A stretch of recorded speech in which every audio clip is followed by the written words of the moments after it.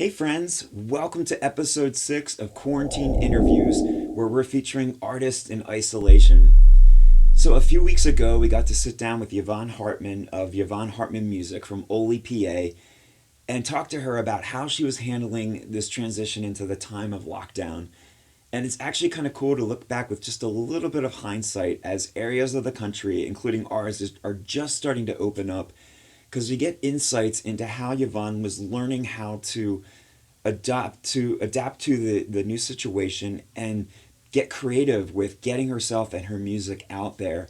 So whether you're a fan of Yvonne Hartman's music or just music in general, or maybe you're an artist who's still learning how to navigate these new waters that we're in, or you've been doing it for a little bit but you're still looking for fresh, new, practical ways to promote yourself and your music, there's something here for everyone. We know that you're going to love and enjoy this interview with Yvonne Hartman. All right. Well, friends, here we are once again, our quarantine interviews, and we're just having a blast. We really are, and it's fun to use this technology that people that we have that people have can take advantage of, and we want to welcome you to this interview. I like to say artists in insulation. See, we're having fun. It's all right. It's artists in isolation. We are spreading God's love. Not the virus. Right, there we go. There we are. And we're talking once again with Yvonne Hartman. She's a singer and songwriter and been doing it quite a long time. And we want to talk tonight, just share a little bit with each other and with you guys as you listen and view about songwriting, and also about the how to work that into being isolated from each other, being isolated from other musicians, not being able to get out there and play the venues that we're used to playing, and all those things. And maybe you're a songwriter and you're finding yourself, wow, what do I do? How do I do this? I used to just pump out the songs, but now it's not happening. And I just wish I could do this or that or whatever. So we want to kind of address some of those issues tonight as we're together here. And first of all, Yvonne, you just said you've been writing some songs here lately as you've been quote unquote isolated. And so first of all, what's your impressions of how has it changed for you as a songwriter? How has it changed now that you can't get out there so much? Yeah. Well, the one thing is that I always felt like I had no time. I rarely had time to sit down and actually write because I do work full time during the day. And then I gigged on weekends. So I was always burning the candle at both ends. Yeah. I had no time to do anything. Right. It's amazing I ever wrote songs because I, hardly ever have time. And now I'm stuck at home and I work from home, so I save my commute time. And my weekends, I've been doing some Facebook Live concerts on Saturdays. Right. So, but the setup for that, basically I have a stool, I have my tablet and my guitar, and I sit in front of a phone and I've been singing to my phone. I'm going to try and do that a little bit more technical this week. So okay. Good. Good. You're looking forward to that? Yeah. So, but other than that, like Sundays, I watch church on Facebook Live, and then is like the rest of my day is empty. So the last song I wrote was about 2 weeks ago now, like a week and a half ago now.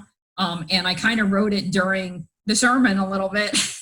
And I kind of had this idea from the night before from a conversation with a friend of mine. And then the next day I was listening to the sermon. And the funny thing is our sermon right now, they're going through Micah, and they were talking about it's so crazy the similarities between what they went through in Micah and what we're going through today with the virus. And the one thing that he said is, what was it? That out of the pain comes new birth. And that's line kind of made it into my song. So I was kind of like, things kept coming to me as he was talking, and I kept like writing down lines of the song as he was doing the sermon. So that's where you get a lot of my inspiration is from sermons, Bible verses, things that people say, conversations. Mm-hmm. You always have to be kind of, I don't know, they call it mining, mining ideas from people. Yeah. Always, keeping your ear open for, like a good phrase or something like that, a good idea for a song. And like sermons really tend to be a really good place to do that because, they're trying to have like a catchphrase for their sermon, and sometimes that catchphrase, you're like, oh, that will make a great song. And I've written songs about their their little catchphrase for the day. We don't think about sermons having a hook, but I guess they do, don't they? They do. At least ours do. I don't know. Yeah, that's cool. They always have like our old pastor used to have like a sermon in a sentence. He would have that like this is what sums it up in a sentence, and they would have like on the bulletin the sermon in a sentence. Yeah. We don't have that pastor anymore. He actually resigned, but I used to get a lot of ideas from his sermons. He was really good at getting nuggets. Yeah. I wrote a bunch of songs from his stuff. So I'm curious, Yvonne, you were talking about how, you've been doing Facebook Live now, and you talked a little bit about like the technology and your setup that you're using for that. Is this something new that you've been doing just since the isolation, or were you already doing that? This is something new. Okay, so you had to kind of learn how to do that, huh? Yeah, and without any help, because you can't like somebody come over and show you. Yeah, that's true. That's true. I actually I haven't tried it out yet, but I needed to get a cable, a USB to USB, and I'm going to try and use my mixing board to actually plug into my computer and do the sound that way. Because the last concert, people were kind of complaining it wasn't loud enough. My husband said he thought it was loud enough, and I don't know. But that's a hard thing. I think would sound better if I plug it in. Okay, right. So I'm going to try and do that. And in order to do that, I had to actually Google it. And it should work, hopefully. The guy that I Googled actually did it with my mixing board that I have, and he was successful. He's like, I'm using it right now, to live stream. And but I had also emailed Sweetwater, which is where I got the mixer. And they basically, after I had seen this YouTube video on it, they sent me an email back and they were like, oh no, you can't do that with that mixer. I went, want to make a bet? I'm going to try it anyway. Because I had that Google guy. Good. So we'll see. That's a good one. And we're thinking about doing something like that here on Zoom, trying to have maybe a meeting or a Zoom meeting to help artists to get that, to do that setup, to move, like just do what you're trying to do, what you're saying, move from just the phone to, okay, what's the next step? What can I do to improve my sound a little bit? So we're thinking about having some kind of a seminar or whatever to help people do that.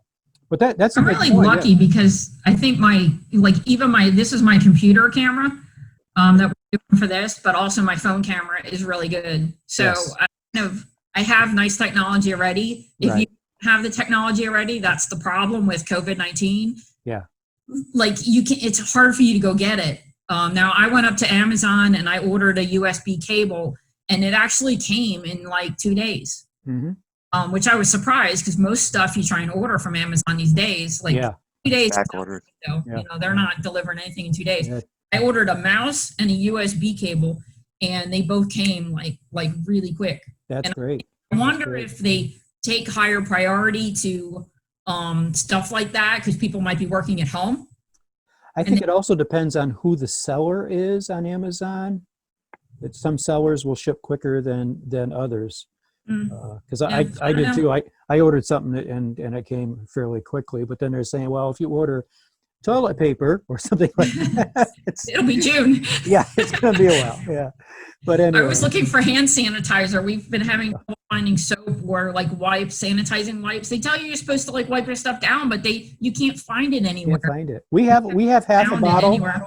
I have half a bottle under the kitchen sink. I'm going to sell it for $50. Yeah, I was also looking like some of the stuff that I did find. You still aren't going to get until like mid-May, and and they're like, I swear they're price gouging it because they got like little packets of like hand wipes and they're like $50. Like you're not taking advantage of the COVID, really? That's just not right. Yeah, that's not true. right. But back on the topic. Yeah. That's a popular topic right there too. But we won't go there tonight. Yeah. Nate, what were you were asking Yeah, about I the was curious technology? because we've talked to several artists now, and some people were like, "Oh, well, I was already kind of using this technology, but now, it wasn't much of a learning curve for them because maybe they were already doing live broadcasts on Instagram or Facebook." But then we've talked to other artists where they said, we don't know anything about this technology, and like not only is there a learning curve, but there's a fear in just adopting it or just like Oh yeah. uncertainty. Like we don't Yeah. even know where to start. So it's Yeah. really been interesting to see artists like some of them really struggle with this. Some of them don't even want to delve into it. And other people just jump on board and they run with it. Yeah. Mm-hmm. I was always afraid to do the Facebook Live. I shied away from it. I don't know. Something just kind of scared me about it. Kind of like singing on, to out there, to Right. everybody and anybody that could tune in. You fear about messing up, hitting the wrong chords, sounding bad, making a bad impression. Not only that, you save it and record it, and then everybody can watch it forever. Yeah. I think the tough thing is when you're doing it live like that, there's no feedback. You can't see the reaction of the people who are watching, so you have no idea if they're hard. receiving It it or is. not. Yeah. It is. It's hard because you're singing to like a camera, and not only camera, the camera's probably about that big. You're singing to this Right. hole This little on tiny your thing. phone or whatever, and you Yeah. gotta like pretend like you're like singing to an audience, and it Yeah. really is. I think The one thing I do is I set up my phone for the recording and streaming it live, and then I had my computer to the side, and I would bring up the Facebook Live on the computer, and then then I could see the comments. yeah, that's a good idea. And I found with that is that the computer is like a second or two behind, it lags. So like if you watch that, you could mess yourself up. Or And listen. also if Don't you be try to listening to it. comments, Right. If you try to read comments while Yeah. you're singing, I messed up too. So Yeah. you gotta like not pay attention to it, and then you look at it in between songs, and you can like look at the comments. Right. Right. Like feedback that you get.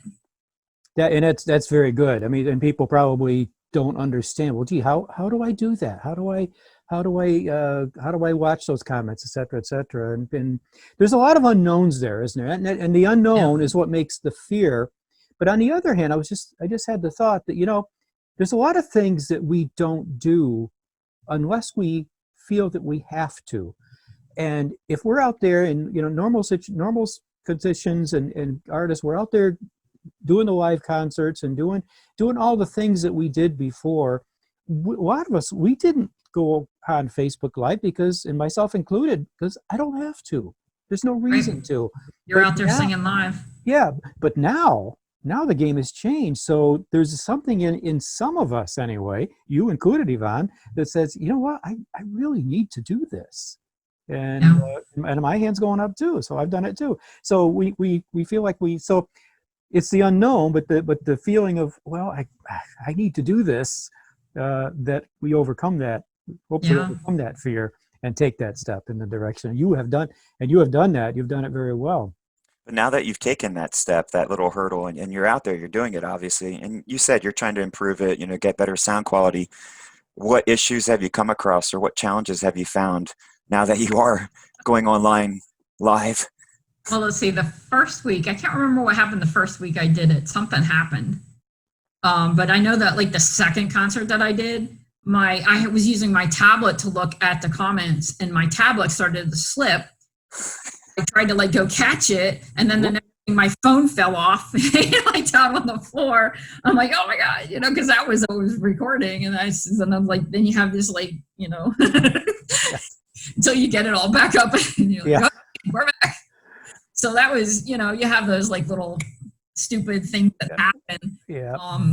That's like probably the biggest thing is, the other thing, like Nate had told me, that I should get my camera up higher, so then I found a little Rubbermaid tub, and I kind of put my camera on top of the tub, and that helped it raise the camera. I've seen people do a live stream where they're playing guitar, but you don't see the guitar. It's just this like disembodied sound, and it's like really awkward because people can hear it, but nobody can see what you're playing, and it just doesn't translate well on camera. Well, and the other thing is, if you we moved the camera too far back, I think, and then it affected the sound. The sound, right? that's why, like, in order to get like a nice picture with the guitar in it, it has to be back so far, and then like the farther back you get, the worse the sound got. So that's kind of why I'm trying to see if I can get it hooked in and see how that works this weekend. Yep. I'm looking forward to that because I think that'll make a difference. Another suggestion for you or anybody trying to do, just like you say, in your kitchen or whatever, is to do some basic sound treatment, because especially the further back you get from the microphone or from your phone, you hear a lot of room noise. And just hanging blankets or something or whatever, a lot of pillows around will kind of deaden that and give you a nicer sound too. It's another idea for people in general to do it. Don't have to soundproof it, but we're talking about sound treatment, just so the sound doesn't bounce around the place so much. What I wonder is, like after the COVID-19 thing, they let us back out. Will the Facebook Live things continue? Because I'm actually having kind of fun with them. Yeah. I seem to be reaching more people than I ever could with a concert, like different areas. The one time somebody told me there was a guy that she started a watch party from my Facebook Live, and there was a guy on there that she knows, and he's from Alaska. So I had someone watching my concert from Alaska, which like I would never probably have the opportunity to go there and sing to that guy or girl. I'm very cool. Girl.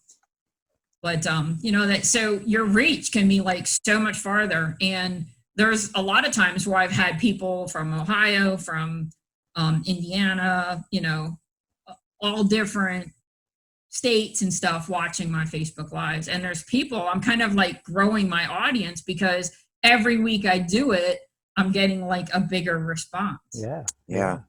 We've been talking to a lot of. I have to do it like every week because people are now expecting it. It's like, that's exactly what we've been talking to a lot of artists about, that, once this has been established, people they get used to it, they come to expect it. And, even, international stars or musicians and artists are doing live concerts now. Some of them are for free, some of them are for charge, but I really think now that this trend has started, and like you said, after everything's opened up and we're allowed to go back out, maybe they'll diminish a little bit, but I don't think you're going to see these stop. But what you're going to see is people monetizing them. You're going to have to buy a ticket to get into them or something like that. But a lot of people are doing tip jars. Yeah. You can do a virtual or like an electronic tip jar. I haven't done that. I don't know. I have a day job. I don't rely on music for my income. So I haven't done the virtual tip jar because just, my thing is to get the music out there and to get my messages out there. So there are some artists though that this is their job, this is what they rely on. So those are the ones that you do see kind of putting the PayPal links out or the Venmo or whatever. Yeah. Yep. Especially I encourage people to go and put tips in because if they're living on that income, like right now, they're not getting anything because they can't play the gigs, right? Right. And that's really like, if people think you make money selling CDs or selling music, it ain't there. Or at least people are not buying CDs. People are streaming, and you get about 20 streams for a penny. Yeah. You get a penny for streaming 20 times. Yeah. So it's very difficult. And on Spotify, something like Spotify, it's very difficult to get on the playlist. So I did a promotion for Walking on Water and got on a playlist in Brazil and had I have like 5.7 thousand hits now or streams on that song. Most I've ever had on anything. I'm like, oh my gosh, this is awesome. Which made you maybe $10, maybe? Yeah, probably about $10. I don't know. Yeah, but you're right. It's not.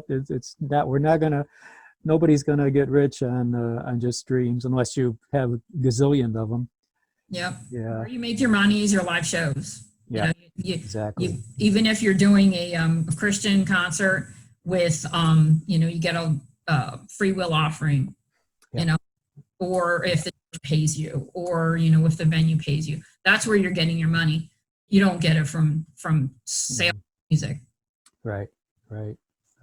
So has this whole isolation thing made you kind of reevaluate yourself as an artist? Like, I mean, you have to be making plans, even if they're provisional, just like thinking ahead. Like, again, when this thing opens up, are you going to continue these online concerts? Are you kind of changing your path here a little bit based on what you've experienced right now? Well, the thing that I'm afraid of, I would love to continue the Facebook Live. I've actually had back issues. They're pretty bad, actually. But I was having a lot of back pain. I don't know if I told you guys about that, but so I went to the back doctor and I went for a shot. Monday the 16th, I had a back shot, and I've been working from home ever since. And my back has actually been pretty good. And I had a little teleconference with my doctor, and he said, wow, that's amazing.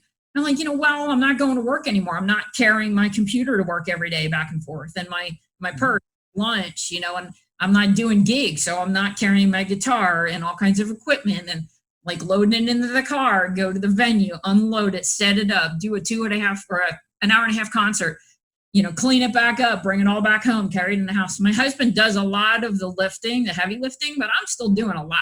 Yeah. He's usually going, I'm just going to let you do it because I don't know how to do anything.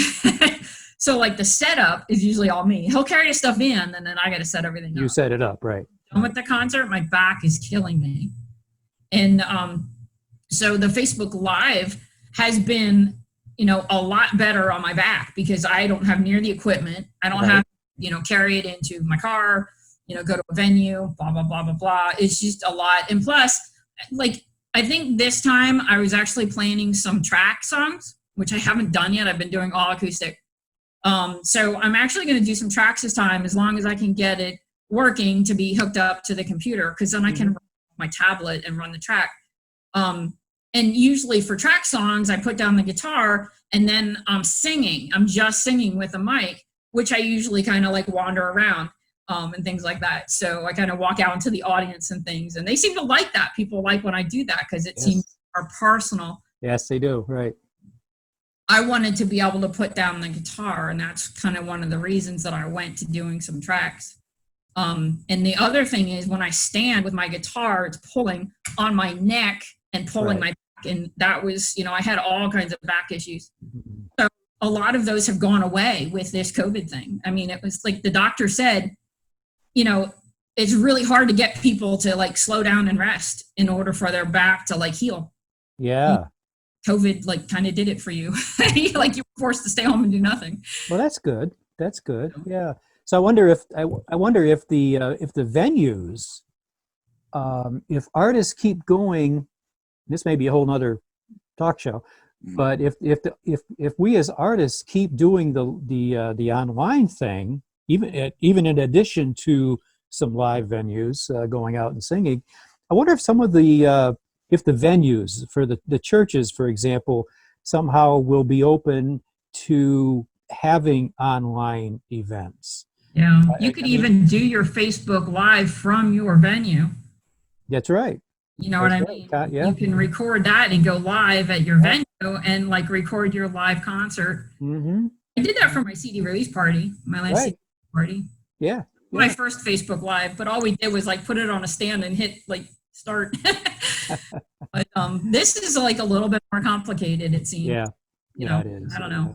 It's a little bit different. Well, real quick, can we tie this into the songwriting thing? How does this affect? I wonder how this affects you or just songwriters in general. How that affects, if it does, the songwriting. But one thing you did mention is for some, it opens up time. You've got more time for your songwriting. Yeah, I think that's the big thing is I have a little bit more time. Yeah. I've been using some of that time to do a course that I purchased. It's called Chasers, and I've been going through the videos in that course, and they talk all about, like getting past writer's block and how to start a song and how to, just like all kinds of topics that they're having. So I'm trying to get better at my craft by, doing some, school. I'm doing some school. Okay. The other thing is you kind of have more time. And then you also have, like, the last song that I wrote was about the pandemic. It's called Got You. Mm-hmm. And that was kind of like somebody kept saying, like, hey, you should write a song about the pandemic. And I finally did. So But yeah, it's like a lot of people are going through a lot of stress right now. There's Yeah. a lot of stuff. Their lives are upside down. Their lives are changing, and it's I don't even know if things will go back to the way they were. They're Yeah. never go back to the way they were. Things are probably going to change. Yeah. It won't be like this, but they won't be like they were. Won't be like they were, right? Yeah. One thing. And I was thinking with the live concerts, the Facebook live concerts, that like my schedule is typically not like every weekend do I have a concert. Sometimes like I have a lot of weekends in a row and stuff, but every once in a while you have a weekend that you don't have anything. Well, a Facebook live concert is kind of like a little bit more bare bones. You don't have to go anywhere, and you can like spend about 2 hours and do a concert in your house, and then you're done. So I might use it in the future to go and fill in my schedule with other concerts. Good point. Good idea. Good point. I hope a lot of artists will grab onto what you just said. I don't have a gig this week, or I don't have a gig tonight, or whatever. Well, you can have a gig anytime you want to. If you get that. Yeah, definitely. Definitely. Well, one thing that I recommend, like I've been trying a lot of different stuff. So the one thing that the first time I did it, I give like a day's notice, and the response was like a little bit.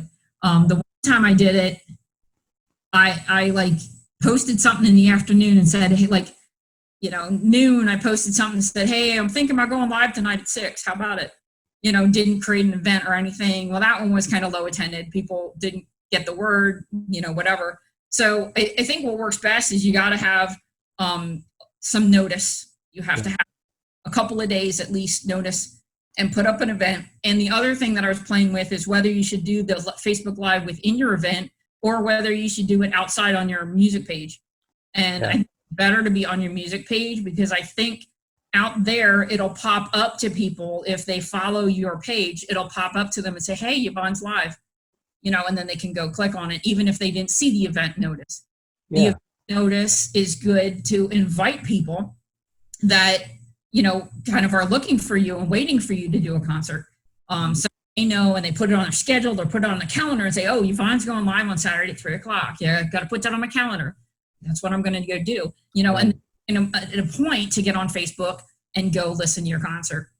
The other thing that I've done is a couple, like the last time I invited some of my more like top fans, I actually put them on as co-hosts, and they go and they share the event and they invite their friends, and it extends your reach. So I really recommend that. Have somebody that's a top fan, let them get involved, let them help you spread the word. Reaching people that you don't know, don't know those people, they do. So you're reaching them. That's a whole untapped source, isn't it, of learning how to promote the best and reach as many people as we can. You go on there and do a great live show on Facebook, but if only 10 people know about it, or whatever, right? Yeah. So I'm just curious. Last week I did an epic fail. I don't know if you guys kind of heard, but I did an event a couple of days ahead of time, and then I boosted it for 2 days for like $15, and I had like 49 people said they were interested or coming to my concert. Yep. I was so excited, and then like everybody seemed to have trouble finding it, and we couldn't figure out what was wrong, and I couldn't find it, and I finally found it because it popped up and said, hey, Yvonne Hartman's live. So I clicked on it, and I thought, okay, we're all right. My feed kept freezing. Like, I don't know what all the technical difficulties were, but things just did not go well that past Saturday. But the thing that happened is I went live on my personal page instead of my music page. My music page is public. It's made to have people come visit it. My personal page, you have to be my friend. So the people that were actually my personal friends could find me, but I think all other people couldn't. I've done the same thing, Yvonne, a couple times. So, yeah, I know. Epic fail. Yep, epic fail. Nate, Try it again this week and see if it works any better. We got about 3 minutes left, so Nate, go ahead. I'm just curious real quick here. We've been talking a lot about Facebook Live. Yvonne, have you used either like YouTube Live or Instagram Live at all? I have not. Okay, I'm just curious to see. Facebook Live. I think some artists will go like on Instagram Live and Facebook Live sometimes at the same time. I was just curious to see if you've had any like a better luck with one or the other. Yeah, I haven't really tried them, so I can't really speak as to like how easy that would be or whatever. But yeah, I don't know. I haven't tried them, so I can't really. Okay, same here. Yeah. Yeah. Yeah. Well, we got 2 minutes left, or 2.5 minutes. Nate, wrap us up. Well, are there any closing thoughts, Yvonne, that you can think of for people that are maybe like hearing you and thinking, oh, I want to do that. I just don't know how to get started. Something quick you can tell them just to encourage them. Well, when I started, I kind of taught myself guitar, and what I would do is get songbooks for easy guitar of contemporary Christian music, because that was the genre that I wanted to play. And I kind of learned them chord by chord. You know, they showed you the finger positions, and I learned a chord, and then I learned a couple chords and learned a song, and you got to keep going. You know, just keep getting better, keep doing more stuff, keep learning more chords, keep learning, you know, getting better on your instrument, whether that's guitar or piano. And my advice is to just keep doing it. I think I keep doing it. Writing thing the other day. There's so many stories about people that wrote like hundreds of songs before they got a hit. You gotta like exercise that brain, and you have to practice your songwriting and get better at it. And you know, eventually you'll just keep getting better and better, and keep going. Maybe one day we'll have a hit. Who knows? There we go. Yeah, that's good. So real quick, like 65 plus, and you know. Yeah. So real quick, let our listeners and viewers know where they can find you online. Facebook is Yvonne Hartman Music Ministry or Yvonne Hartman Music. I think if you search it in, you can find either. And then my website is YvonneHartman.com. And I do have an Instagram, Yvonne Hartman Music, and YouTube is Yvonne Hartman Music as well. I also have a Twitter, Yvonne Hartman _. So I'm out all over the place. I also have a Reverb Nation. That's just Hartman. You are out there. I am. Yes. I got more, but you don't want to hear them all. That's okay. And friends, you can find us at www.notespiremusic.com. Email us at info@notespiremusic.com. Check out our YouTube channel at Notespire Music TV. And we are also on Facebook and Instagram and wherever else as Notespire Music. Yeah. Well, Yvonne, thank you for sharing with us. Thank you. Yeah, we're hoping that somebody's going to get something out of this, and I hope so. We'll do this again. And friends, thank you for being with us. Take care of yourselves.